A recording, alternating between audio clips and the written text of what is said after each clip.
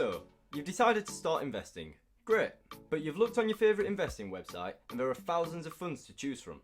And once you've found a fund that meets your preferences, you might have found that it's available as an ETF or an index fund. In this video, we'll be discussing the similarities of ETFs and index funds, and also how they differ. I'll also give you some of the key considerations that you need to look out for to maximise your returns.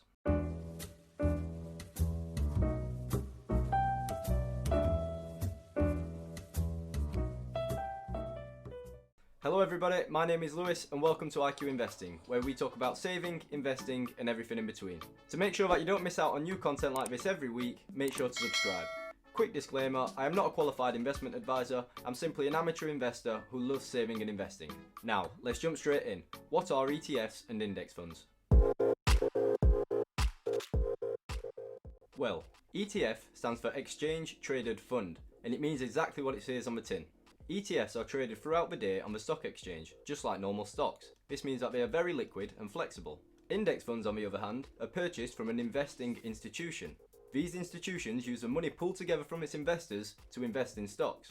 Index funds are typically priced once a day, and are therefore traded much less frequently than ETFs. Both types of funds are trackers, meaning that they both try to represent a list of stocks or an index. For example, Vanguard's FTSE 100 ETF and their FTSE 100 Index Unit Trust both track the UK's FTSE 100 index. Both types of funds tend to be low cost because they are generally passively managed. Also, they generally both give good diversification because they tend to hold a large list of stocks. Ultimately, ETFs and index funds both attempt to replicate the returns of a list of stocks that they are tracking. Now that we know their similarities, we need to discuss how the two types of funds are different. First of all, there is flexibility. ETFs are typically much more flexible and can be used to buy a wider variety of products. There are ETFs that track gold, oil prices, and even specific sectors, such as automation or biotech. Index funds, however, only track market indices, such as the S&P 500 or the FTSE 100. Secondly, there is a difference in the fees. As you know, I'm passionate about keeping fees low, and this is where both ETFs and index funds can differ. Fees for investing can typically be broken down into three different categories. There are ongoing charges, transaction costs, and one-off costs. The ongoing charge is a cost associated with holding the fund, which is usually a yearly fee. These are often low for both ETFs and index funds, assuming that you're investing in a passively managed fund. Transaction costs represent the cost of purchasing a fund. This can be known as commission or trading fee. A few different brokerages have actually removed these fees when trading ETFs. One-off costs apply to ETFs, and they are used to cover the bid-to-ask spread of the purchase. As always, keep an eye out for high ongoing charges, as they tend to represent active management and they reduce your overall returns. So, ETFs are generally more flexible than index funds, and both have their advantages when it comes to fees. But there is one more thing to consider when choosing which type of fund to invest in: reinvesting dividends. As I mentioned in my previous video on how to boost your stock returns, reinvesting dividends is critical to building wealth. If, like me, you are a young investor who is in the wealth accumulation phase, then you need to be reinvesting your dividends to grow your portfolio. Accumulation is the key word. If you want a fund that automatically reinvests your dividends, then look for an accumulating fund.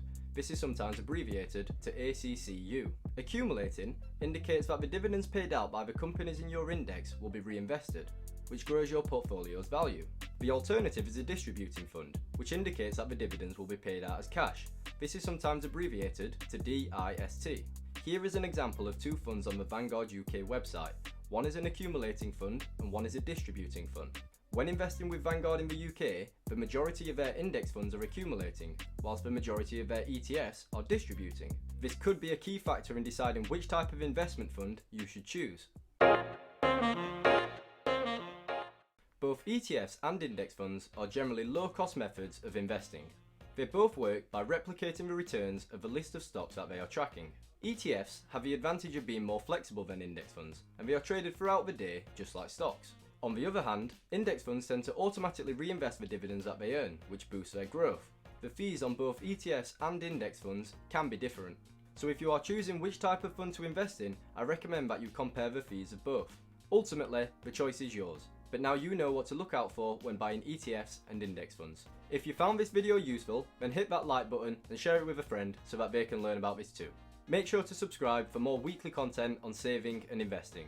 Do you have a preference between ETFs and index funds? Let me know in the comments below. Thanks for watching.